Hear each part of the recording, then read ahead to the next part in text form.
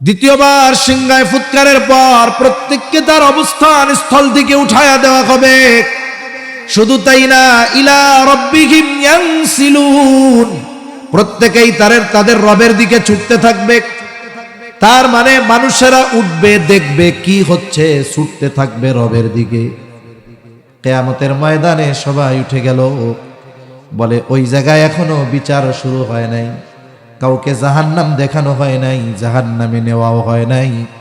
বলে শুধুমাত্র উঠবার পর মানুষ কতটা চিন্তিত ভীত থাকবে। নবীজি সাল্লাল্লাহু আলাইহি ওয়াসাল্লাম বলেন, কিয়ামতের দিন সকলে বিবস্ত্র অবস্থায় উঠবে, কারো গায়ে কোনো পোশাক থাকবে না। আয়েশা সিদ্দিকা রাদিয়াল্লাহু তাআলা আনহা বলেন, ইয়া রাসূলুল্লাহ, মানুষেরা কি লজ্জা পাবে না? একজন কি আরেকজনের দিকে তাকাবে না? নবীজি বলেন, ও আয়েশা, মানুষ এতটা চিন্তিত ভীত থাকবে যে একজন আরেকজনের দিকে তাকানোর কথা চিন্তাও করবে না। মানুষের অবস্থা আলমে বরজখে কেমন হবে? আমি এই কথাগুলো বাদ দিয়ে যে কথাগুলো মূল বলতে চাই সেদিকে যাওয়ার কারণে আলমে বরজখের কথাগুলো বললাম না। আলমে বরজখে যারা শাস্তি ভোগ করবে ওরা মনে করবে এটাই মনে হয় জাহান্নাম, আর যারা আলমে বরজখে শান্তিতে থাকবে ওরা মনে করবে এটাই মনে হয় জান্নাত। চিন্তা করেন, ওই মানুষগুলো যখন হাসরের ময়দানে উঠবে, যারা মনে করতেছিল কবর জগৎ এটা ছিল জাহান্নাম, হাসরের ময়দানে উঠার পর ওরাও মনে করবে আমরা মনে হয় কবর জগতে ঘুমায়াছিলাম। হাসরের ময়দানের চিন্তা তাদেরকে আলমে বরজখের আযাবের কথা ভুলাইয়া দিবে। কি বলবে তারা?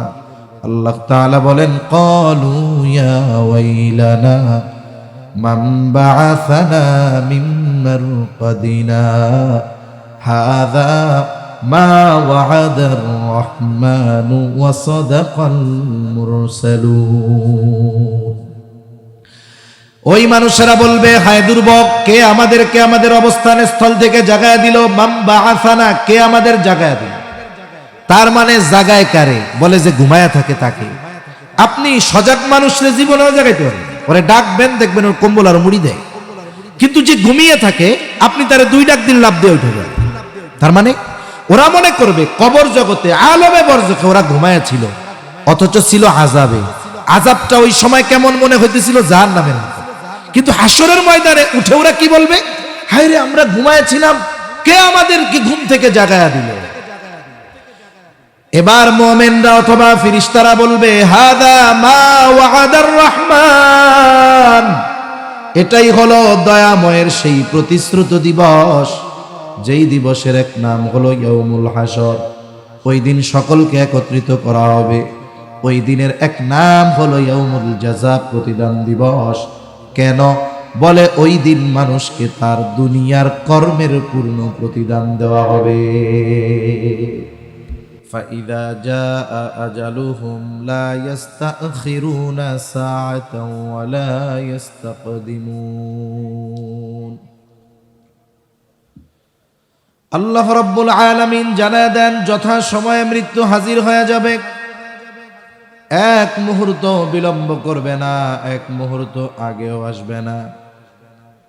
আমার আপনার থেকে যখন মালাকুল মউত আমার আপনার দেহ থেকে রূহটাকে ছিনায় নিয়ে যাবে, বাস্তবতা হলো এই দেহের দাম আছে ততক্ষণ, দেহের সাথে রূহ থাকবে যতক্ষণ। আল্লাহ না করুক কারো ক্ষেত্রে যদি এমনটা ঘটে যায়, মনে করেন এখানে হয়তো অনেকের ভাই আছে, অথবা সন্তান আছে, অথবা স্বামী আছে, হয়তো তার মা অথবা তার বোন অথবা তার স্ত্রী বাসার মধ্যে তার জন্য বিছানা প্রস্তুত করে রাখছে।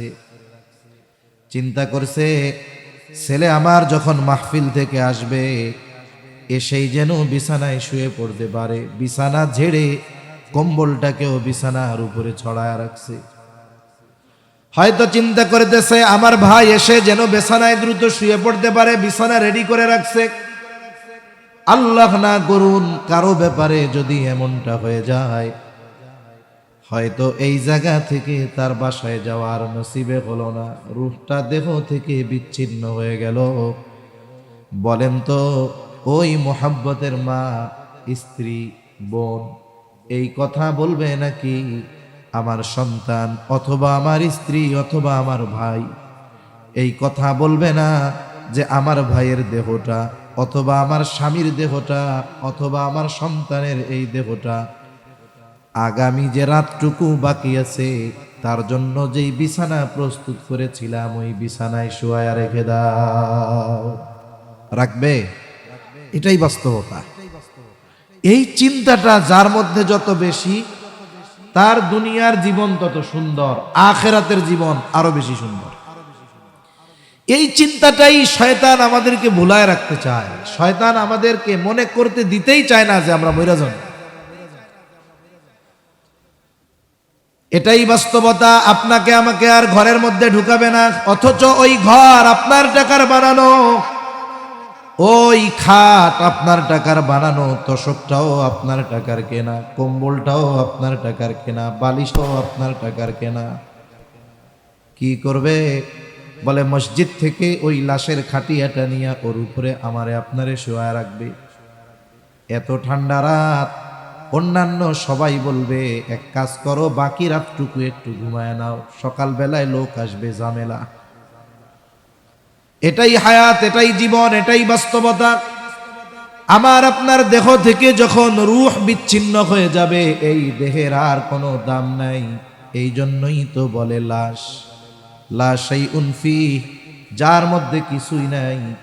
বলে ওই দেহের তো সব আছে, কিছুই নাই। কি নাই? বলে যেটার কারণে ওই দেহের এত দাম, সেই রূহ আর দেহের সাথে নাই। মানুষের মূল হলো তার রূহ। দেহ এটা হয়তো পচে গলে মাটির সাথে মিশে যাবে, কিন্তু রূহ এটা অবিনশ্বর, এটা কখনো ধ্বংস হবে না। রূহ শুধু জায়গা পরিবর্তন। কেন? কারণ রূহ হলো আল্লাহ তাআলার আদেশ। কার আদেশ? জোরে বলেন। আল্লাহ যেমন চিরন্তন, এই রূহ তেমন চিরন্তন। রূহ দেখতে কেমন, ধরতে কেমন, আকার আকৃতি কেমন, রংটা কেমন, এটা মানুষের বোধগম্য হওয়ার মতো যোগ্যতা, ইলম আল্লাহ মানুষকে দেন। যেমন এই রূহ কি জিনিস কুরআনুল কারীমের মধ্যে আসছে। নবীজি সাল্লাল্লাহু আলাইহি ওয়াসাল্লামকে প্রশ্ন করা হয়েছে রূহ কি জিনিস। যখন রাসূল আকরাম সাল্লাল্লাহু আলাইহি ওয়াসাল্লাম তার নবুয়াতির খবর প্রকাশ্যভাবে সবার কাছে জানায়া দিলেন যে আমি তোমাদের কাছে আল্লাহর পক্ষ থেকে প্রেরিত একজন ব্যক্তি, আমি রাসূল, আল্লাহর রাসূল। কাফেররা, বিশেষ করে মক্কার মুশরিক যারা, ইসমাঈল আলাইহিস সালাতু ওয়াস সালাম মক্কায় বসতি স্থাপন করেছেন। ওনার পরে আর কোন নবী নাই মক্কায়, একেবারে শেষ নবী মুহাম্মাদুর রাসূলুল্লাহ সাল্লাল্লাহু আলাইহি ওয়াসাল্লাম। কিন্তু ওনার ভাই ইসহাক আলাইহিস সালাম, ওনার সন্তান ইয়াকুব আলাইহিস সালাম, ইয়াকুব আলাইহিস সালামের 12 সন্তান। এই ইয়াকুব আলাইহিস সালামের সন্তানদের মধ্য থেকে এক সময় ধারাবাহিকভাবে নবী আসছে। ইয়াকুব আলাইহিস সালামের আরেক নাম ছিল ইসরাইল। এখান থেকেই আসছে বনু ইসরাইল। রাসূলুল্লাহ সাল্লাল্লাহু আলাইহি ওয়াসাল্লাম বলেন, বনি ইসরাইল কখনো নবী শূন্য হয় নাই। একেবারে ঈসা আলাইহিস সালাম পর্যন্ত যখনই কোন নবী ইন্তেকাল করছে, আরেকজনের নবুয়ত দিয়ে আল্লাহ তাআলা ওই জায়গাটা পূরণ করে দিয়েছে। কিন্তু বনু ইসমাঈলের নবী ইসমাঈল আলাইহিস সালামের পরে আর আমার আপনার নবী মুহাম্মদুর রাসূলুল্লাহ সাল্লাল্লাহু আলাইহি ওয়াসাল্লাম। এই জন্য এই বাচ্চা এক একজনের মুরব্বী এক একজনের কাছে নিয়ে বসান। এদের কিছু বলা যাবে না, যাইতে দেওয়া যাবে না। এক একজনের কাছে এক একজনের নিয়ে বসান, তাহলে সোজা হয়ে যাবে। এক একজন নিয়ে যান, এক একজন বড় মানুষের কাছে একজন একজনের নিয়ে পাশে বসান। আবার যাইতে দেওয়া যাবে না, তাড়াই দেওয়া যাবে না, এক একজন একজনের কাছে নিবেন। আর যদি কেউ কথা বলে, এবার শুনেন, এরা কেউ যদি কথা বলে তাহলে আমরা একটা কাজ করব, যে কথা বলবে হুজুর তো দেখতাছে, ওরে আইনা এই জায়গায় মাইকে বসাই দিব, ভালো হইব না? সবাই রাজি আছেন? আচ্ছা, হুজুর একটু খেয়াল করেন কেউ কথা কয়নি খেলে। তাহলে ইসমাঈল আলাইহিস সালাতু ওয়াস সালাম, ওনার পরে আর নবী মুহাম্মদুর রাসূলুল্লাহ সাল্লাল্লাহু আলাইহি ওয়াসাল্লাম। দেখেন এরা এতটা অজ্ঞ ছিল, কাবার মধ্যে 360 মূর্তির কথা আমরা শুনি না, এর মধ্যে কিন্তু একটা ইব্রাহিম আলাইহিস সালামের নবী ছিল। ওরা দাবি করতো আমরাই ইব্রাহিম আলাইহিস সালামের উত্তরসূরি, আমরাই ঠিক কাম করতেছি। তো ওরা চিন্তা করতো, ওদের ধারণা ছিল যে নবী রাসূল কি মানুষ হইতে পারে, মানে নবী কি মানুষ হইতে পারে। এজন্য ওরা কি বলতো, নবীজি যখন নিজের নবুয়াতির কথা জানাইছেন, ওরা তো এ মুহাম্মদ আমাদের সাথে চলে, খায়, বাজারে যায়, এবার নবী হয় কেন? এজন্য ওরা কি বলে, আল্লাহ তাআলা বলেন মালি হাদার রাসূল ইয়াকুলুত তাআমা ওয়া ইয়ামশি ফিল আসওয়াক, বলে খায়রে এ আবার কেমন রাসূল, ইয়াকুলুত তাআম, এ দেখি খাবারও খায়, ওয়া ইয়ামশি ফিল আসওয়াক, এ দেখি আবার বাজারেও যায়, হাঁটাহাঁটি করে আবার বাজারেও যায়, কি ব্যাপার? এখন নিশ্চিত হওয়া দরকার আসলে সে রাসূল কিনা। কে জানতে পারবে? বলে আমাদের কাছে তো কোনো আসমানি কিতাব নাই, আমরা কোনো আসমানি কিতাবের ধারক বাহক না। আসমানি কিতাবের ধারক বাহক ওই সময় ছিল ইহুদি নাসারারা, এজন্য ওদেরকে বলা হতো আহলে কিতাব। মক্কার সর্দারেরা 2 জন ব্যক্তিকে পাঠায় দিল মদিনায়, যে যাও ওইখানে যে ইহুদি আলেমরা আছে তাদের কাছ থেকে এই বিষয়টা জেনে আসবা, কে নবী হতে পারে। এইবার তারা গিয়ে বলতেছে যে আমাদের মধ্যে একজন ব্যক্তি নিজের নবী দাবি করে, সে আসলে নবী কি নবী নয়, কেমন করে আমরা বুঝতে পারবো, আমাদেরকে একটু শিখিয়ে দাও। এইবার ওই ইহুদি আলেমরা 3টা প্রশ্ন তাদেরকে শিখায় দিয়েছে, বলতেছে যাও এই 3 প্রশ্ন গিয়া ওই নবী দাবিদার লোকটাকে জিজ্ঞাসা করবা, সে যদি এই 3 প্রশ্নের জবাব দিতে পারে তাহলে সে যে নবী এ ব্যাপারে কোনো সন্দেহ নাই। এখন 3 প্রশ্ন নিয়ে তারা নবীজির কাছে হাজির।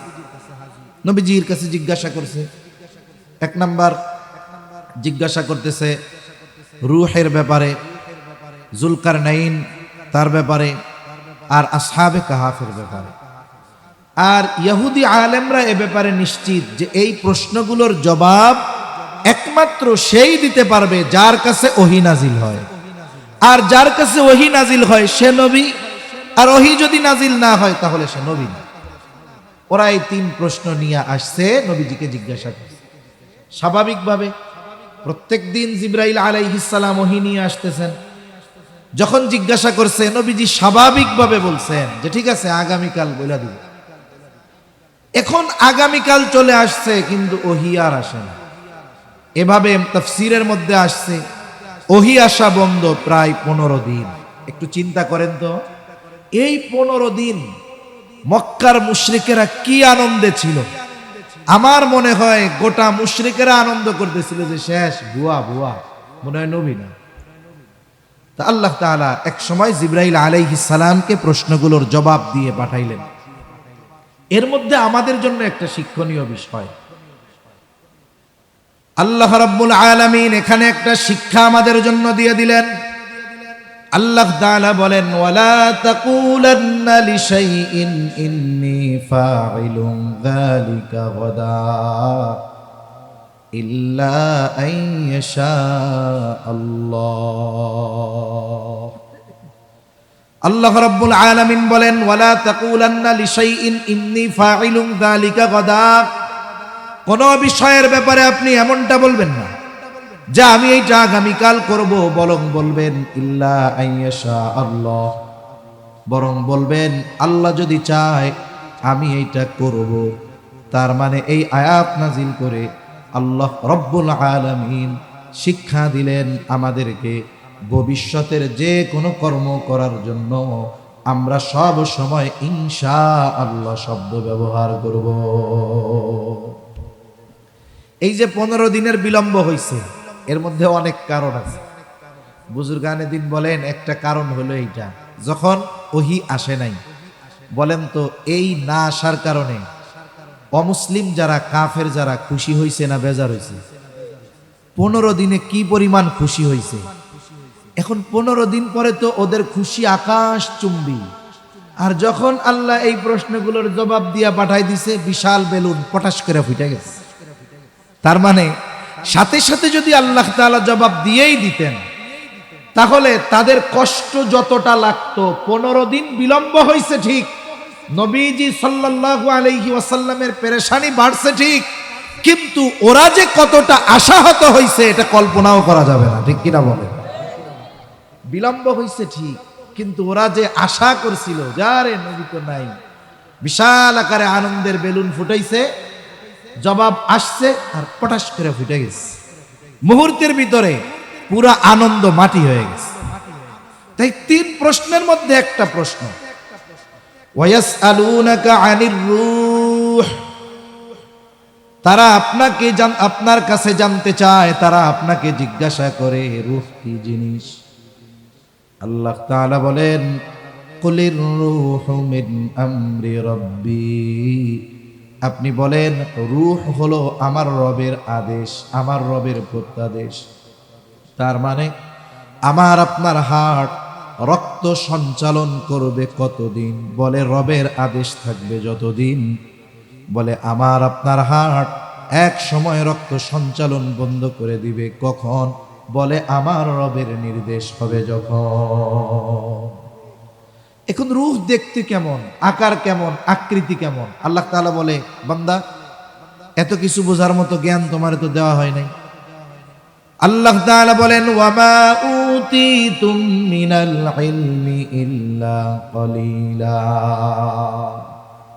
যারা ঈমানদার, বাস্তবিক অর্থে যারা প্রকৃত মুমিন, এরা কোনো সময় টেনশনে ভোগে না। এই পৃথিবীর উন্নত দেশগুলো, যেগুলো যত উন্নত দেশ দেখবেন, তাদের দেশে তত হতাশা বেশি, আর মানুষ হতাশাগ্রস্ত হয়ে আত্মহত্যা করে বেশি। এই পৃথিবীতে টেকনোলজির দিক দিয়ে যেই দেশগুলো, এর মধ্যে একটি দেশ জাপান। জাপানকে পৃথিবীর অন্যতম চির বসন্তের দেশ বলা হয়। জাপানের মানুষকে বলা হয় এরা খুব সুখী, কিন্তু বাস্তবতা কি? যে এদের দেশে আত্মহত্যার প্রবণতা বেশি। এমনকি একটা জঙ্গল আছে যেখানে গিয়ে বছরে হাজার হাজার মানুষ আত্মহত্যা করে। আবার পৃথিবীর উন্নত দেশগুলোর মধ্যে একটি দেশ সুইজারল্যান্ড, যাকে বলা হয় এই পৃথিবীর যদি প্রথম 3টি দেশ ধারাবাহিকভাবে 1, 2, 3 শান্তির দিক দিয়ে, নিরাপত্তার দিক দিয়ে সুইজারল্যান্ড 1, 2 বা 3-এ থাকবে, এমন একটা দেশ। বলে ওই দেশে মানুষ ডিপ্রেশনে ভুগে আত্মহত্যা করে। ওই দেশের গভর্নমেন্ট কি আইন করছে যে কেউ যদি মরতে চায় তাহলে সে গভর্নমেন্টের কাছে আবেদন করবে। প্রথম তার কারণ দর্শাবে যে সে এই কারণে দুনিয়ায় আর বাঁচতে চায় না। এরপরে গভর্নমেন্টের পক্ষ থেকে তার কারণগুলো যাচাই বাছাই করা হবে। যদি এই কারণের সত্যতা থাকে, এরপরে অপশন থাকে সে কোন পদ্ধতিতে মরতে চায়। সে কি গুলি খেয়ে মরবে, নাকি গলায় ফাঁস দিয়া মরবে, নাকি আগুনে পুড়া মরবে, সে অপশন দিবে, সেইভাবে মরতে চায়। এরপরে নিরপেক্ষ তদন্ত সাপেক্ষে সে যেভাবে মরতে চাইছে ওইভাবে মরার ব্যবস্থা করা হবে। আবার কয়েক বছর আগে দেখলাম যে একটা মেশিন আবিষ্কার করছে যাতে মানুষের মরতে সহজ হয়। কি মেশিন? বলে এই মেশিনের মধ্যে যদি কেউ মরে তাহলে সে যে মৃত্যুর কষ্ট হইছে এটা তার হবে না। তা আমার কথা হলো, কোরআন বলেছে যে মৃত্যুর যন্ত্রণা সত্য, ওয়াজাআত সাকরাতুল মাউতি বিল হক, সাকরাতে মাউত এটা সত্য। এখন কোন ব্যক্তি ওইটার মধ্যে মরার পরে খবর দিল যে আমি মরছিলাম, কষ্ট হয় নাই? এটা তো একজন ব্যক্তির খবর দিতে হবে, এরপরেই না আমরা বিশ্বাস করি, কিনা বলেন? শরীয়তে ইসলামে অনেক কিছু আছে আমরা দেখি নাই, কিন্তু এমন ব্যক্তি দেখছে যার কথাকে আমরা বিশ্বাস করি, ঠিক কিনা বলেন? এজন্য যদি কেউ বলে যে ইসলাম মানেন পাইলেন কই, আমরা তো বলি যে ওইরকম একজন ব্যক্তি দেখাও যে মারা যাওয়ার পরে বলছে যে আমার কষ্ট লাগে না। আমরা ইসলাম মানি যেগুলো আমরা দেখি নাই, যেগুলো আমাদের অজানা। এই বিষয়গুলো আমরা এমন মানুষের মাধ্যমে জেনেছি যে তার গোটা হায়াতে একটা মিথ্যা কথাও বলে নাই, ঠিক কিনা বলেন? এক কথা থেকে অন্যদিকে চলে যাইতেছি। আর এখন আসেন, যেহেতু কথায় কথা আসলে একটু আগাই। আল্লাহ তাআলা বললেন, ওয়ামা উতিতুম মিনাল ইলমি ইল্লা কালিলা। আল্লাহ তাআলা বলেন, আপনি বলে দেন রূহ এটা রবের আদেশ, আর তোমাদেরকে অতি সামান্য জ্ঞান দেওয়া হয়েছে। এই কথার পরে এই কথা কেন? প্রথমে আসেন আমরা জানি আমাদের জ্ঞান কতটুকু। কোরআনুল কারীমের মধ্যে একটা শিক্ষা সফরের ঘটনা আছে। এখন তো আমাদের দেশ থেকে অনেক শিক্ষা সফরে যাওয়া হয়। কিছু সফর আছে নামে শিক্ষা সফর, কিন্তু বাস্তবে হলো কুশিক্ষার সফর। শিক্ষার সফর, দাওয়াত ও তাবলীগের সফর, চিল্লার সফর, ওমরার সফর, হজের সফর, জ্ঞান অর্জন করার সফর, ঠিক কিনা? যেসব সফর গুনাহকে, যে ওখানে গেলে গুনাহ হবে অথবা গুনাহকে কেন্দ্র করে সফর, এ ধরনের সফর সুশিক্ষার সফর হতে পারে। কোরআনুল কারীমে একটা শিক্ষা সফর, খিজির এবং মূসা আলাইহিস সালাম, এই দুইজনের একটা শিক্ষা সফর। খিজির আলাইহিস সালামের কাছে আল্লাহ তাআলা মূসা আলাইহিস সালামকে পাঠিয়েছেন। লম্বা ঘটনা, আমি মূল কথাটা শুধু বলবো আর কি। এখন কেন পাঠাইছে? খিজির আলাইহিস সালামকে আল্লাহ তাআলা জানাইছে। কাহিনী কি? মূসা আলাইহিস সালাম একদিন উম্মতের মধ্যে বয়ান করতেছে। আল্লাহ তাআলা যেই নবীকে যেই এলাকার জন্য পাঠিয়েছেন, ওই এলাকার মধ্যে সবচাইতে বেশি জ্ঞান আল্লাহ তাআলা ওই নবীকে দিয়েছেন, এটা স্বাভাবিক। এখন কি হলো? বয়ানের পরে এক ব্যক্তি জিজ্ঞাসা করতেছে সবচাইতে বড় আলেম কে? তা মূসা আলাইহিস সালাম এই দিক বিবেচনা করে যে ওনার উম্মতের মধ্যে উনি সবচেয়ে বড় আলেম, স্বাভাবিক বিষয়। উনি বলছে আমি সবচাইতে বড় আলেম, এটা ওনার জবাব, স্বাভাবিক। কিন্তু আল্লাহ সুবহানাহু ওয়া তাআলা তিনি চেয়েছেন কি সেটা তিনিই ভালো জানেন। তিনি পাঠাই দিয়েছেন খিজির আলাইহিস সালামের কাছে। তার মানে এই পৃথিবীতে এমনও কিছু জ্ঞান আছে যেগুলো আমাদের জানাই না। তা মূসা আলাইহিস সালাম খিজির আলাইহিস সালামের সাথে দেখা, লম্বা কথোপকথনের পর খিজির আলাইহিস সালাম তিনি মূসা আলাইহিস সালামকে সাথী বানাইতে রাজি হইছেন শর্তের আলোকে। এখন দুজনের সফর শুরু। প্রথম সফর কি? নৌকার মধ্যে দুইজনে একটা নৌকায় উঠছে, একটা দরিয়া পাড়ি দিয়ে, সমুদ্র পাড়ি দিয়ে দুইজনে নৌকায় উঠছে। নৌকা যখন চলতেছে মাঝ দরিয়ায়, হঠাৎ দুইজনের চোখে একটা দৃশ্য ধরা পড়লো। দুজনেই দেখতে পেলেন সমুদ্রের মধ্যে উড়ন্ত অবস্থায়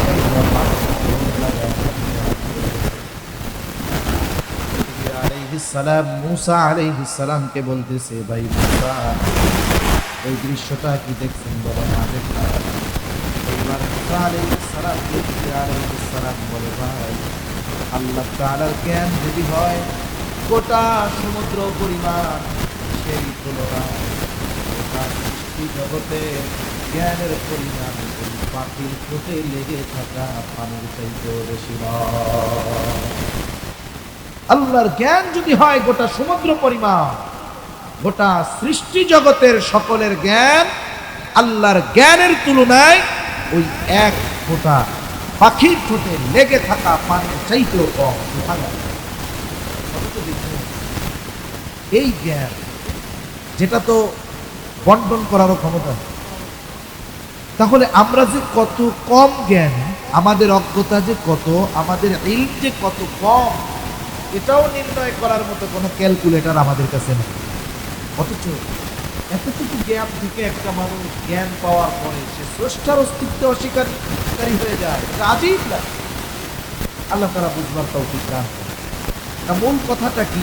যে দেখুন, রূহ যদি দেহ থেকে বের হয় আর কোনো দাম আছে দেহে, এবার কি হবে? আমাকে আপনাকে যথা দ্রুত সম্ভব খবরস্থ করে দিবে।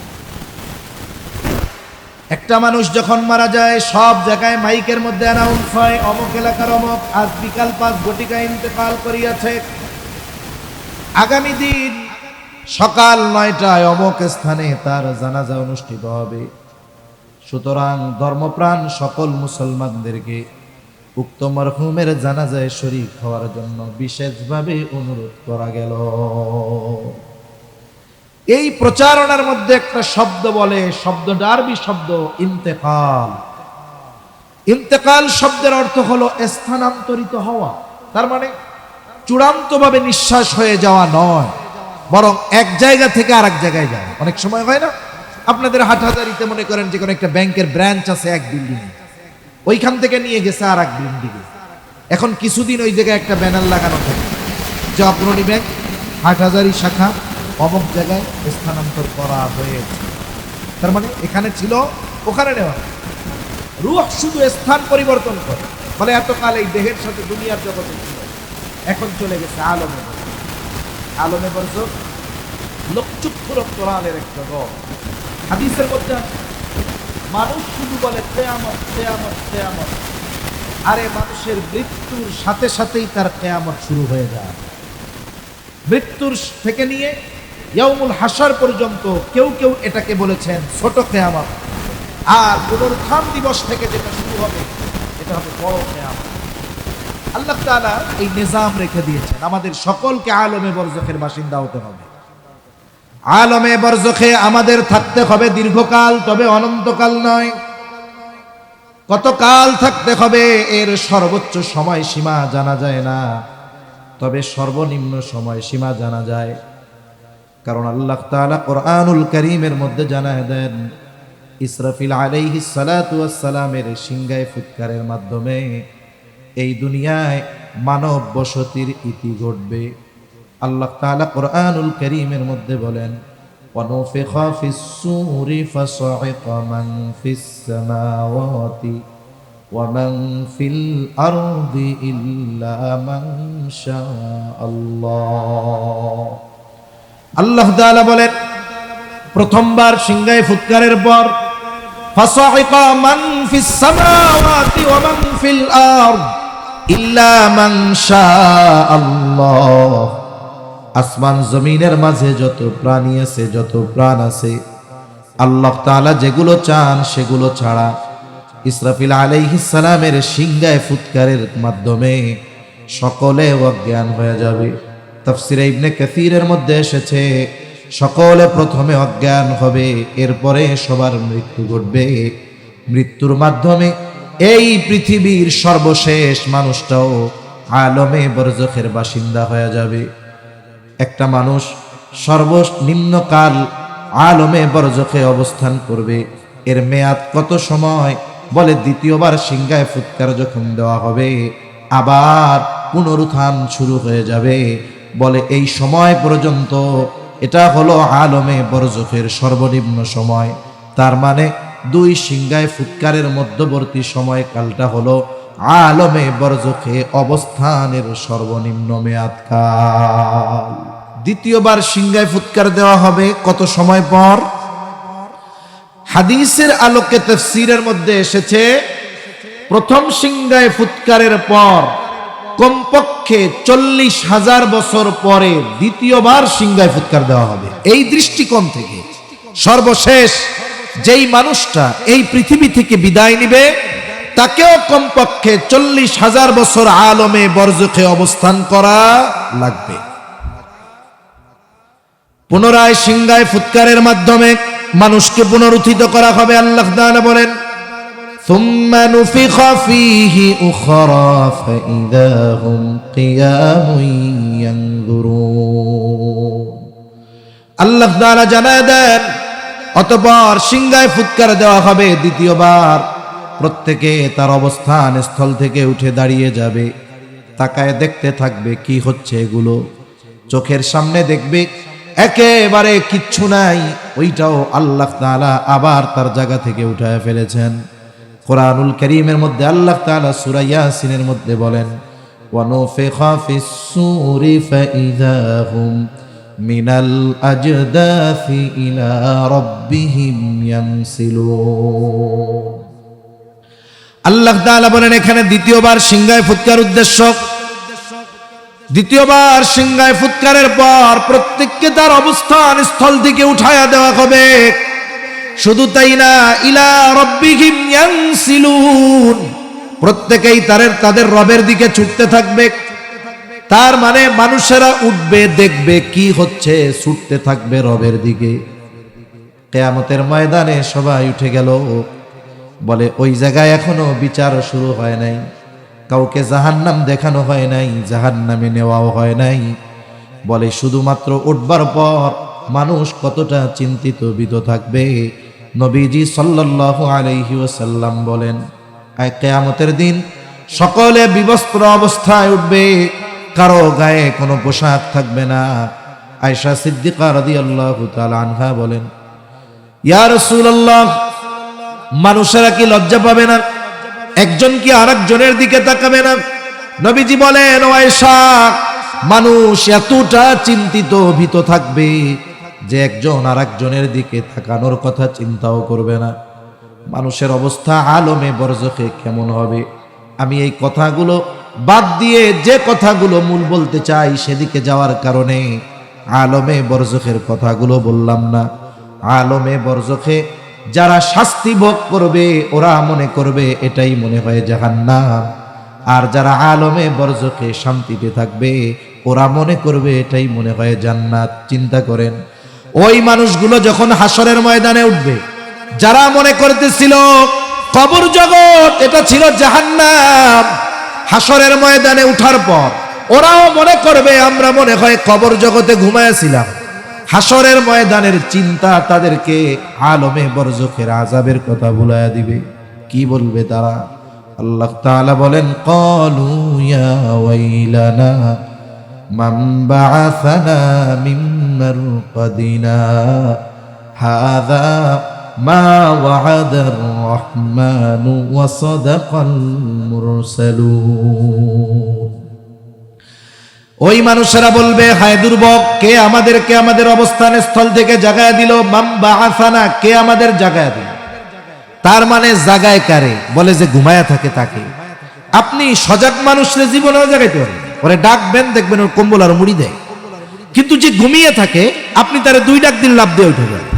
তার মানে ওরা মনে করবে কবর জগতে আলমে বরজখে ওরা ঘুমায়া ছিল, অথচ ছিল আযাবে। আযাবটা ওই সময় কেমন মনে হইতেছিল? জাহান্নামের মতো। কিন্তু হাসরের ময়দানে উঠে ওরা কি বলবে? হায় রে, আমরা ঘুমায়াছিলাম, কে আমাদেরকে ঘুম থেকে জাগায়া দিল? এবার মুমিনরা অথবা ফেরেশতারা বলবে, হাদা মা ওয়া'আদার রহমান, এটাই হলো দয়াময়ের সেই প্রতিশ্রুত দিবস, যেই দিবসের এক নাম হলো ইয়াউমুল হাসর। ওই দিন সকলকে একত্রিত করা হবে। ওই দিনের এক নাম হলো ইয়াউমুল জাযা, প্রতিদান দিবস। কেন? বলে ওই দিন মানুষকে তার দুনিয়ার কর্মের পূর্ণ প্রতিদান দেওয়া হবে। এই কিয়ামত বা বিচার দিবস যদি কায়েম না হয়, তাহলে তো দুনিয়ায় যারা ইমানদার, আল্লাহর ভয়ে গুনাহ করে না, এদেরকে ঠকানো হইল। কিন্তু আল্লাহ কি কাউকে ঠকান? জোরে বলেন, ঠকান? এই দুনিয়ায় যেই মানুষগুলো আল্লাহকে ভয় করে জান্নাত পাওয়ার আশায়, জাহান্নাম থেকে বাঁচার আশায় এই দুনিয়ার পাপাচার অনাচার থেকে বেঁচে থেকেছে, অন্যায় হয়ে যাবে এই জন্য দুনিয়ার ভোগ বিলাস থেকে দূরে থাকছে, যে না কোনো পাপ করা যাবে না, সরে থাকতে হবে, পাপ থেকে বাঁচতে হবে।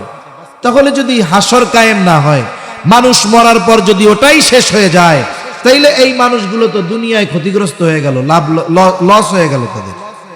আল্লাহ তাআলা লস করাবেন না। ওই দিনই আল্লাহ তাআলা দুনিয়ার মানুষের কর্ম ভালো হোক আর মন্দ হোক তার পূর্ণ প্রতিদান দিবেন। এজন্য ইমানদারদেরকে তাদের কর্মের প্রতি পূর্ণ প্রতিদান দেওয়ার জন্য, যারা জালেম কাফের এদেরকেও তাদের পাপের পরিপূর্ণ শাস্তি দেওয়ার জন্য কিয়ামত তথা আল্লাহর বিচারালয় প্রতিষ্ঠা হওয়া জরুরি। ঠিক কিনা বলেন? এটা আল্লাহ করবেন। মালিক ইয়াউমিদ্দিন, ওই দিনের একচ্ছত্র বিচারপতি যিনি হবেন তিনি কে? আল্লাহ। এজন্য আল্লাহ তাআলা বলেন, মূলত মৃত্যুর মাধ্যমে আমাদেরকে ওই কিয়ামতের দিকে নিয়ে যাওয়া হয়। এজন্য আল্লাহ তাআলা বলেন, কুল্লু নাফসিন যায়িকাতুল মাউত, প্রত্যেকটি প্রাণকে মৃত্যুর স্বাদ আস্বাদন করতে হবে। মৃত্যু কেন? আল্লাহ তাআলা বলেন এই মৃত্যুর মাধ্যমে কিয়ামত পর্যন্ত আমাদের পৌঁছানো হবে। কিয়ামতে কি হবে? আল্লাহ তাআলা বলেন, ওয়া ইন্নামা তুওয়াফাউনা উজুরাকুম ইয়াউমাল কিয়ামা। আল্লাহ তাআলা বলেন কিয়ামতের দিন মানুষকে তার দুনিয়ার কর্মের পূর্ণ প্রতিদান দেওয়া হবে। মানুষ তার পাপের কারণে দুনিয়ায় যা পায় শাস্তি, এটা সামান্য। কবরে যা পাবে ওটাও সামান্য। মূলটা তাকে দেওয়া হবে আখিরাতের ময়দানে। ঠিক কিনা বলেন? ইমানদার ভালো কাজ করার জন্য, পাপ থেকে বেঁচে থাকার জন্য দুনিয়ায় যতটুকু পায় ওটা সামান্য। কবরে তাকে যতটুকু আরাম আয়েশ দেওয়া হবে ওটা সামান্য, অনন্তকালের কল্পনাতীত আরাম আয়েশের জান্নাত তাকে দেওয়া হবে কিয়ামতের পরে। ঠিক কিনা বলেন? আল্লাহ তাআলা বিচারালয় কায়েম করবেন আমাদের বিচার করার জন্য। ওই দিনের অবস্থা কেমন হবে সব বিষয়গুলো নিয়ে তো বলার মতো সময় সুযোগ নাই, একটা দুইটা বিষয় শুধু বলি। দেখুন, কিয়ামতের ময়দানে সব মানুষকে আল্লাহ তাআলা বিচার করবেন, শাস্তি দিবেন, সাথে সাথে দুনিয়ার পরিপূর্ণ কর্মের খবর আল্লাহ তাকে জানাবেন।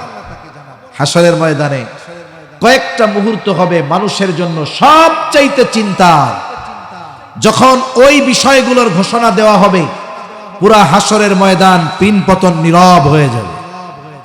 একটা সময় হলো যখন মানুষকে আমলনামা দেওয়ার ঘোষণা দেওয়া হবে, দুনিয়ার কর্মের ফলাফল জানানোর ঘোষণা দেওয়া হবে। এটাই নিয়ে সবাই নিস্তব্ধ নীরব, কারণ এই আমলনামা ফলাফল পাওয়ার পরে নির্ভর করতেছে যে তার অবস্থাটা কোথায় হবে। যেমন একজন পরীক্ষা দিল, মোটামুটি যা পরীক্ষা দেয় দিক, ভালো পরীক্ষা দেওয়ার পরেও যেই দিনটা পরীক্ষার রেজাল্ট দিবে, বলেন তো স্টুডেন্ট যত ভালো অ্যান্সার করুক না কেন, এরপরেও তার মধ্যে ভয় থাকে কি থাকে না? না জানি নিজের অজান্তে কোথায় ভুল হয়ে গেল, কত পেরেশান, কত চিন্তা, সারা রাত ঘুম নাই, পেরেশানিতে চিন্তা করে রেজাল্ট শিট কি আসে না হয়, এই একটা চিন্তা তার মধ্যে থাকে। ওই সময় তো আল্লাহ রেজাল্ট দিবে, প্রত্যেকটা মানুষের কর্ম দুনিয়ায় যা করেছে সব জানানো হবে। আল্লাহ ঘোষণা দিবেন যে এখন আমলনামা দেওয়া হবে। আল্লাহ তাআলা আমলনামাগুলো ছেড়ে দিবেন, একেবারে যার আমলনামা যথাযথভাবে তার কাছে পৌঁছায় যাবে। কত সুন্দর আধুনিক সিস্টেম! আপনি যদি চান আপনার ফ্রেন্ড লিস্টে যত ফ্রেন্ড আছে, আপনার মেসেজগুলো একসাথে ফরওয়ার্ড করে সব বন্ধুর কাছে পৌঁছায় দিতে পারেন। পারেন কি পারেন না? পারেন। আল্লাহ তাআলা এই সমস্ত জ্ঞান মানুষকে দিয়েছে। আল্লাহ তাআলার কাছে এটা সহজ।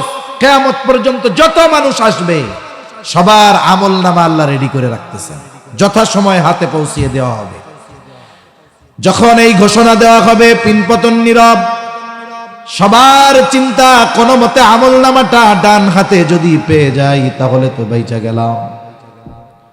আমলনামাগুলো ডান হাতে কেউ পাবে, কেউ বা বাম হাতে পাবে। ডান হাতে যারা আমলনামা পাবে সামনাসামনি আমলনামা দেওয়া হবে, আর যারা বাম হাতে আমলনামা পাবে বাম হাতটাকে বুক চিরে পেছন দিকে নেওয়া হবে। এরপরে বাম হাতের মধ্যে আমলনামা দেওয়া হবে। তার মানে যারা বাম হাতে আমলনামা পেল এরা ব্যর্থ, ডান হাতে যারা আমলনামা পেল এরা সফল। আনন্দিত হবে, বলে কেউ চিন্তা করবে যে ডান হাতে আমলনামা পেয়ে গেছে, এই ব্যাপারে এখন সে সুনিশ্চিত হলো যে আল্লাহ তাআলা আমাকে যদি মাফ করে বিনা হিসাবে জান্নাত দেন আলহামদুলিল্লাহ। আর এই ব্যাপারে সে সুনিশ্চিত হলো যদিও কোনো পাপের কারণে তাকে জাহান্নামে আল্লাহ দেন, অনন্তকাল তাকে জাহান্নামে আল্লাহ রাখবে না। তার মানে এর চূড়ান্ত আবাসস্থল জান্নাত হবে। পাপের কারণে যদি আল্লাহ শাস্তি দিতে চায় দিতেও পারে, আল্লাহ চাইলে মাফ করেও দিতে পারে। কিন্তু আমরা তো আশা রাখি যে মানুষগুলো ডান হাতে আমলনামা পাবে, দুনিয়ায় যদি কোনো ত্রুটি বিচ্যুতি এদের থাকেও আল্লাহ তাআলা মাফ করে দিবেন ইনশাআল্লাহ। কারণ আল্লাহ তাআলা তো রহমতের ভান্ডার, তার কাছে আল্লাহ তাআলা তার বান্দাদের মাফ করে দিতে পারে। কারণ বান্দা আল্লাহর ব্যাপারে যেমন আশা রাখে, বান্দার সাথে আল্লাহ তাআলা ওই রকম আচরণ করে। এখন আমলনামা সবার হাতে পৌঁছে গেছে। আল্লাহ কি বলবেন? ইকরা কিতাবাকা কাফা বিনাফসিকাল ইয়াওমা আলাইকা হাসিবা। আল্লাহ তাআলা বলবে ইকরা কিতাবাক, তুমি পড়ো তোমার কিতাব, পড়ো তোমার আমলনামা। কাফা বিনাফসিকাল ইয়াওমা আলাইকা হাসিবা, তুমি তোমার নিজের হিসাব নেওয়ার জন্য তুমি নিজেই যথেষ্ট। বলে আমলনামা যে ভাষাই হোক না কেন, একটা মানুষ যদি মূর্খ হয় তাকেও আমলনামা পড়বার যোগ্যতা যিনি দান করবেন তিনি কে? কেমনে পড়বে? বলে আধুনিকতা, আধুনিক বিজ্ঞান আমাদের সহজ করে দিছে বুঝতে। এখন প্রযুক্তি কত উন্নত, এআই, তারপরে চ্যাট জিপিটি না কি আছে, এই অত্যাধুনিক প্রযুক্তির মাধ্যমে মানুষ যে প্রযুক্তি কোন জায়গায় চলে গেছে, গ্রামের মানুষকে যদি এই প্রযুক্তির বাস্তবতা পরিপূর্ণ বোঝানো যায়, আমরা তো কিছুই বুঝি না, তাই চিন্তা করি গেছে গা কই, আর গ্রামের মানুষ করবো হইল নাকি? হ্যাঁ, সহজ সহজ জিনিস, একেবারে সহজ, যেগুলো নিম্ন স্তরের ব্যবহার। হ্যাঁ, একটা মানুষ যদি ফোন করছে চায়না থেকে, হ্যাঁ, মোবাইলের মধ্যে ফোন দিচ্ছে, এআই সাপোর্ট মোবাইল, আপনি তো চায়না ভাষা বুঝেন না, অটোমেটিক ট্রান্সলেশনের ব্যবস্থা হয়ে যাবে আপনার স্ক্রিনে, ওর চায়না কথা বলার সাথে সাথে বাংলায় উঠে যাবে, আপনি বাংলায় জবাব দিবেন, ও চায়না ভাষায় শুনতে পাবেন। তাহলে এই পৃথিবী এখন একটা গ্লোবাল ভিলেজ হয়ে যাচ্ছে, একটা গ্রামের মতো হয়ে যাচ্ছে। পৃথিবী এখন কেমন যেন হাতের মুঠো হয়, মুহূর্তের ভিতরে আপনি পৃথিবীর অপর প্রান্তের একজন মানুষ, আপনি তার সাথে আপনার মনের কথা লেনদেন করতে পারতেছেন, তার ভাষা আপনি মুহূর্তের ভিতরে বুঝতে পারতেছেন। এই যে বিজ্ঞানের উৎকর্ষতা, এগুলো মানুষের জেহেনের মধ্যে, ব্রেনের মধ্যে ঢেলে দিয়েছেন কে? জোরে বলেন না কে? আল্লাহ ঢেলে দিয়েছেন। দেখুন, ফিঙ্গারপ্রিন্ট নিয়ে এখন পর্যন্ত পৃথিবীতে কারো কারো কারো সাথে কারো ফিঙ্গারপ্রিন্ট মেলে না। আল্লাহ সুবহানাহু ওয়া তাআলা কোরআনুল কারীমের মধ্যে এই ফিঙ্গারপ্রিন্টের কথা বলছেন। অথচ দেখুন আধুনিক বিজ্ঞান কত দিক দিয়ে ঝামেলায় পড়ে যায়, কিন্তু এই সমস্ত ইনফরমেশনের মাধ্যমে সে একজন ব্যক্তির আইডেন্টিটি, পরিচয় শনাক্ত করার ক্ষেত্রে এই বিষয়গুলো ব্যবহার হয়। অপরাধীকে বের করার জন্য এগুলো বের করা হয়। আধুনিক বিশ্ব প্রযুক্তির দিক দিয়ে এত উৎকর্ষতায় চলে গেছে, এটা কল্পনাতীত। যে আল্লাহ মানুষকে এরকম জ্ঞান দান করলেন, মানে এখন আমাদের অবস্থা কি, যে প্রযুক্তি এরপরে আরো কি উন্নত হতে পারে, এটা ভাবতেও আমাদের মাথার মধ্যে চিন্তা ভাবনা হয়, কিছু বুঝি না যে এরপরে আর কি ভালো হইতে পারে, প্রযুক্তি মানুষ আরো কি বানাইতে পারে, এটাও চিন্তা ধরে না মাথার মধ্যে। যে আল্লাহ মানুষকে এত জ্ঞান দিলেন, ওই আল্লাহ কিয়ামতের ময়দানে আমলনামা যেই ভাষাই হোক, বলেন তো পড়বার যোগ্যতা দিতে পারবেন কি পারবেন না? এবার ওরা পড়বে, পড়া কি বলবে? মালি হাযাল কিতাব লা ইউগাদিরু সগীরাতাও ওয়ালা কাবীরাতান ইল্লা আহসাহা। পড়ে বলবে, হায় রে, এটা কেমন কিতাব, একটা ছোট বড় গুনাহ এখান থেকে ছুটে যায় নাই, একেবারে ক্ষুদ্র থেকে ক্ষুদ্রাতীত, বৃহৎ থেকে বৃহত্তর সবকিছুই আমলনামার মধ্যে থাকবে। ডান হাতে যে আমলনামা পাইছে সে কত আনন্দিত। আল্লাহ তাআলা কোরআনুল কারীমের মধ্যে বলেন, ফাআম্মা মান উতিয়া কিতাবাহু বিয়ামিনিহি ফায়াকুলু হাউম ইকরাউ কিতাবিয়াহ ইন্নী যানানতু আন্নী মুলাকিন হিসাবিয়া। আমি আসলে এই 1 ঘন্টা প্রায় কথা বলতেছি, আমার 1 ঘন্টার কথা সব আপনাদের বলা বা মনে রাখা উদ্দেশ্য না। আমি শুধু 2-1টা কথা শুধু আপনারা যেন একটু নিজেদের ব্রেনে নেন, আপনাদের চিন্তার খোরাক যেন হয়, আমি এতটুকু কথাই বলবো আমার কথা শেষের দিকে। এখন ডান হাতে যে আমলনামা পেল সে তো সফল। কিয়ামতের ময়দানে তার অভিব্যক্তি কেমন হবে? ও আমলনামাটা পেয়ে এত খুশি হবে, সে কি বলবে? অন্যান্যদেরকে ডেকে বলবে, ফায়াকুলু হাউম ইকরাউ কিতাবিয়া, এই তো আমার আমলনামা, এই তো আমার কিতাব, তোমরা পড়ো আমার আমলনামা।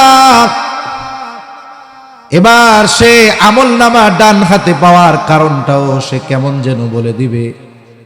সে বলবে, ইন্নী যানানতু আন্নী মুলাকিন হিসাবিয়া, আমি আমলনামা ডান হাতে কেন পেয়েছি জানো?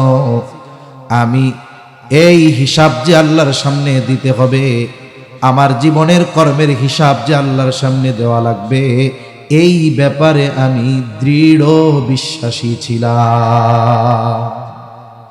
আন্নী মুলাকিন হিসাবিয়া, ইন্নী যানানতু আন্নী মুলাকিন হিসাবিয়া, আমি এই ব্যাপারে দৃঢ় ধারণা রাখতাম যে আমাকে হিসাবের মুখোমুখি হওয়া লাগবে।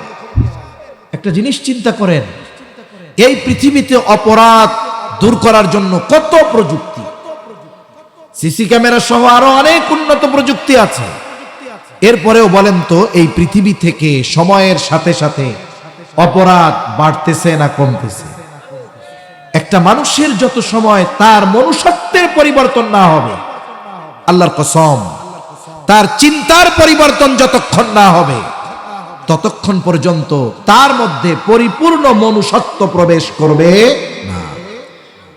একমাত্র দ্বীন, ঈমান, আল্লাহর প্রতি বিশ্বাস, আখিরাতের ভয় মানুষদেরকে বাস্তব মানুষে পরিণত করতে পারে, এছাড়া সম্ভব না। এখন দেখুন, কারো অন্তরে যদি এই বিশ্বাস দৃঢ়ভাবে থাকে যে আমি দুনিয়ায় যেই কাজগুলো করতেছি এগুলো দুনিয়ার আইনকে ফাঁকি দিতে পারবো, দুনিয়ার মানুষকে আমি ফাঁকি দিতে পারবো, আমার পাপের ব্যাপারে এই পৃথিবীর একটা মানুষও জানবে না, কিন্তু আমার রবের সামনে আমার প্রত্যেকটা কর্মের হিসাব দেওয়া লাগবে।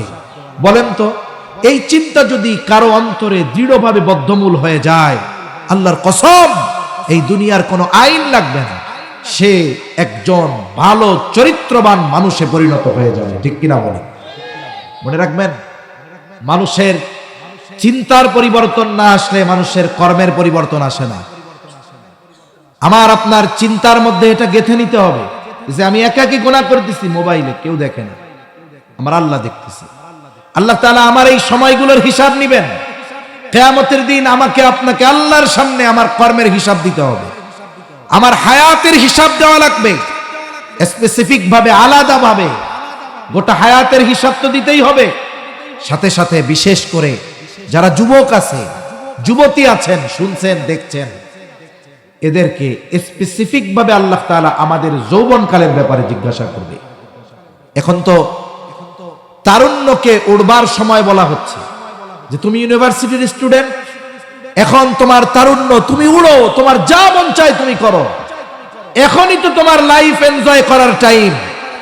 অথচ দেখুন, ইসলাম বিদ্বেষীরা আমাদের যৌবনকাল গোনায় কাটানোর জন্য উদ্বুদ্ধ করে, আর মুহাম্মাদুর রাসূলুল্লাহ সাল্লাল্লাহু আলাইহি ওয়াসাল্লাম যৌবনকালে পাপ থেকে বেঁচে ভালো কাজের দিকে আমাদেরকে আহ্বান করে। এজন্য রাসূল আকরাম সাল্লাল্লাহু আলাইহি ওয়াসাল্লাম আরশের ছায়ায় যেই 7 শ্রেণীর মানুষের স্থান পাবে, আমার মতো আলেমের কথা বলেন নাই, নবীজি যুবকদের কথা বলেছেন। তাশাবুন নাশা ফি ইবাদাতিল্লাহ, বলে যেই যুবক তার যৌবনকাল ইবাদতের মাধ্যমে অতিবাহিত করেছে, বলে ওই যুবক আরশের ছায়ায় স্থান পাবে। সুবহানাল্লাহ। বলে এর দ্বারা কি বোঝা? অনেক সময় বিভিন্ন কোম্পানি আমাদেরকে বিভিন্ন অফারের ঘোষণা দেয় না? অফারের ঘোষণা কেন দেন? বলে যে আমার পণ্য কিনেন। এখন ডাইরেক্ট পণ্য কিনতে বললে তো 10 জনে কিনবে না, কিন্তু যখন অফার ঘোষণা দেয় যে এই পণ্যটা কিনলে লটারি আছে, র্যাফেল ড্র আছে, কুপন কিনতে পারবেন, পুরস্কার পাবেন, এ কথার দ্বারা এটাই বোঝায় যে তুমি আমার পণ্যটা কিনো। নবীজি যুবকদের আগে অফারের ঘোষণা দিয়ে বোঝাচ্ছেন যে শোনো, এ যৌবনকাল এটা এমন সময় নয় যে তোমার যা মন চায় তুমি করবা, বরং তুমি যৌবনকালটা ইবাদতের মাধ্যমে কাটাও। লাভ কি হবে বলেন তো? একজন যুবক মানুষ যখন গভর্নমেন্ট জবে ঢুকে, মনে করেন আর্মির চাকরি করতেছে, সে 20 বছর থেকে 50 বছর পর্যন্ত সার্ভিস দিল। এই যে তার যৌবনকাল, একেবারে জীবনের সবচাইতে যেই সময়টা তার মধ্যে স্পিরিট ছিল, এটা সে গভর্নমেন্ট জব করে কাটাইছে, সার্ভিস দিয়ে কাটিয়েছে। সে যদি যথাযথভাবে তার দায়িত্ব পালন করে, 50 বছরে যখন সে অবসরে যাবে, বলেন তো গভর্নমেন্ট তারা কি খালি হাতে পাঠিয়ে দিবে নাকি?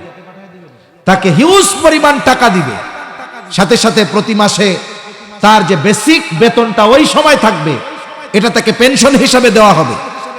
তাহলে বোঝা গেল, কর্মকালীন সময় যদি সে যথাযথভাবে কর্ম করে, বৃদ্ধকালীন সময় বৈশা বৈশা ফ্যাসিলিটি পাবে। হাদিসের মধ্যে আসছে, কোন ব্যক্তি যদি সুস্থ অবস্থায় কোনো আমল ধারাবাহিকভাবে করে, এখন অসুস্থ হয়ে গেছে, বুড়া হয়ে গেছে, করতে পারে না, আগে নফল ইবাদত করতো, রোজা রাখতো কন্টিনিউ, এখন সে বার্ধক্যে উপনীত হয়ে গেছে, করতে পারে না, কিন্তু তার আফসোস, আহারে সুস্থ যখন ছিলাম, যুবক যখন ছিলাম, তখন আমরা কত কিছু করেছি, এখন তো পারতেছি না। এই যে এটারও দাম আল্লাহ তাআলার কাছে অনেক। এই জন্য কি হবে বলে, কিয়ামতের ওই দুনিয়ার ওই বার্ধক্যকালীন সময় আল্লাহ সুবহানাহু ওয়া তাআলা ওই ব্যক্তিকে সুস্থকালীন সময়ে যৌবনকালে যেই ইবাদতগুলা করত ওই ইবাদতের সমপরিমাণ সওয়াব না কইরাই আল্লাহ রাব্বুল আলামিন তাকে দিয়ে দিবে। সুবহানাল্লাহ। একটু জিনিস চিন্তা করে দেখেন যে আমাদের অবস্থা কোথায় গেল, অথচ আমরা এই যৌবনকালটাকে আমরা গুনার জন্য নির্ধারণ করে দিয়েছি। আমরা মনে করি আমরা যখন বৃদ্ধ হয়ে যাব তখন আমরা ইবাদত করব। আমি একটা লেখা আপনাদের একটু পড়ে শোনাবো, একটু শুনেন। অনেক যুবক ভাই আছে, আমরা তো 18 বছরের আগ পর্যন্ত মনে করি এটারে ফিডারে খাওয়াইতে হবে, এটা কিশোর, এটা যখন অপরাধ করে তখন 18 বছর বয়সের কম হওয়ার কারণে গুরুতর অপরাধটাও তার জন্য লঘু অপরাধে পরিণত হয়ে যায়, ঠিক কিনা বলে? মনে রাখতে হবে ইসলামের সলিউশন হলো একটা ছেলে সর্বশেষ প্রাপ্তবয়স্ক হওয়ার সময়সীমা হলো আরবি হিসাবে 15 বছর, এটা ইংরেজি হিসাবে হয় 14 বছর 7 মাস। তার মানে একটা ছেলের যখন 14 বছর 7 মাস খ্রিস্টীয় তারিখ হিসাবে, তাকে আর নাবালক বলার কোনো সুযোগ ইসলাম রাখে নাই, সে তখন প্রাপ্তবয়স্ক একজন মানুষ। এখন দেখুন আমাদের দেশে আমরা মনে করি 14 সাড়ে 14 বছর এটা নাবালক, কিন্তু শরীয়তের নীতিমালা ও বালক হয়ে গেছে। 12 বছরেও বালেক হতে পারে, 13 বছরেও হতে পারে, 13.5তেও হতে পারে, 14তেও হতে পারে, কিন্তু আমরা আমাদের এই সময়গুলাকে মনে করি যে এখনো সে শিশু মানুষ। কিন্তু ইসলাম যাদের হাতে বিজয় হয়েছে, রাসূল আকরাম সাল্লাল্লাহু আলাইহি ওয়াসাল্লাম যখন দাওয়াত দিয়েছেন, মুসলমান যারা ছিল প্রথম অবস্থায় 50 বছরের উপরে বয়স ছিল অল্প কয়েকজনের, এরপরে 35-এর উপরে ছিল তার চেয়ে একটু বেশি। নবীজি যখন মক্কায়, তখন সবচাইতে বেশি মুসলমান যারা ছিল তাদের বয়স ছিল সব 20-এর নিচে, 20 বছরের নিচে তারা মুসলমান সবাই। কোথায়? বলো ওই মক্কার মধ্যে।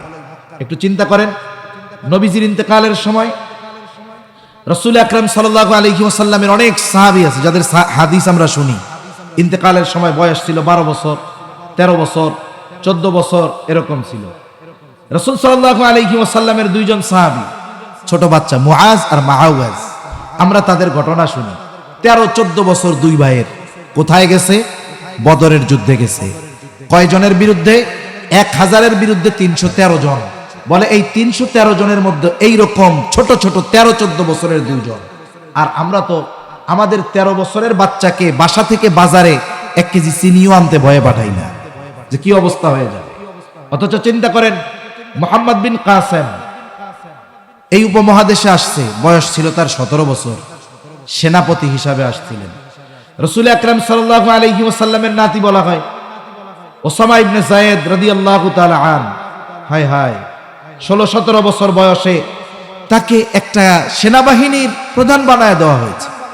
তাহলে আমরা আমাদের এই 16, 17, 18 এই কৈশোর আর যৌবনকালীন সময়টা আমরা মনে করি ফুর্তির সময়, আসলে এই সময়টা হলো নিজেকে গড়ে তোলার সময়, ঠিক কিনা বলেন?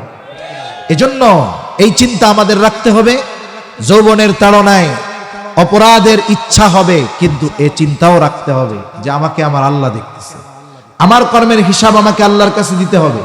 শয়তান বলবে একটু গুনাহ করেই ফেল, একটু স্বাদ নে, 2 দিন পরে তওবা করে ফেলিস।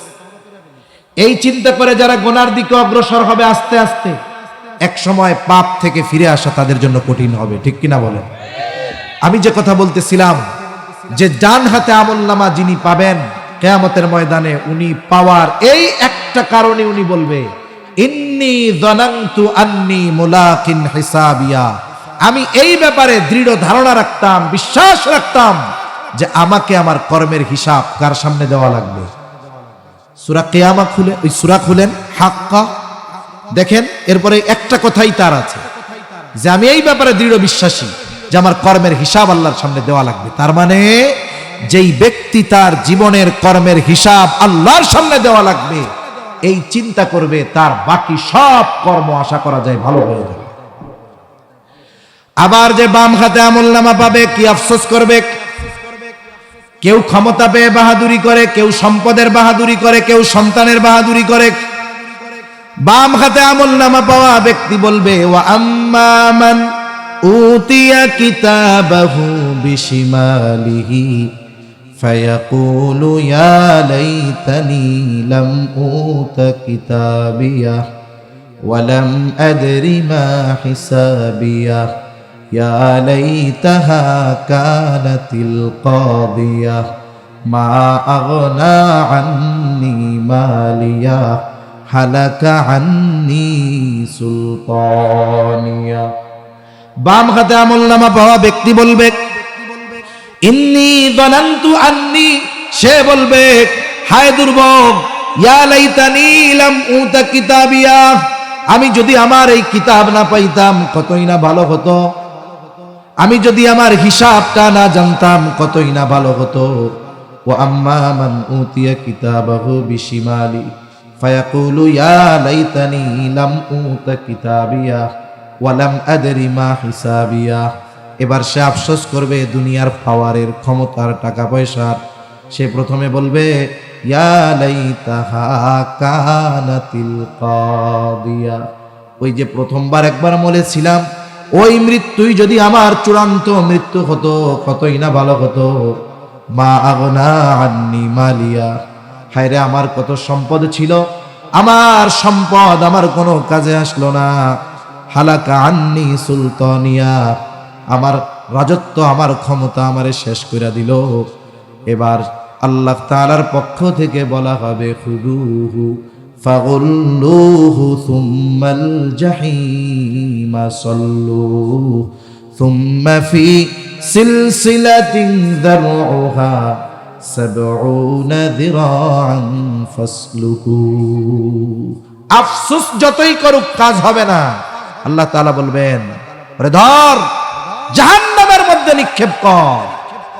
এজন্য সম্মানিত উপস্থিতি, হাসরের ময়দানে আমার আপনার জীবনের আমলনামা ফাইলটা যেন বাম হাতে না পাওয়া লাগে। বাম হাতে আমলনামা পাওয়ার অনেক কারণ, কিন্তু ডান হাতে পাওয়ার জন্য একটা চিন্তা, যে দুনিয়ার কেউ আমার কর্মের ব্যাপারে না জানুক। জানেন কে?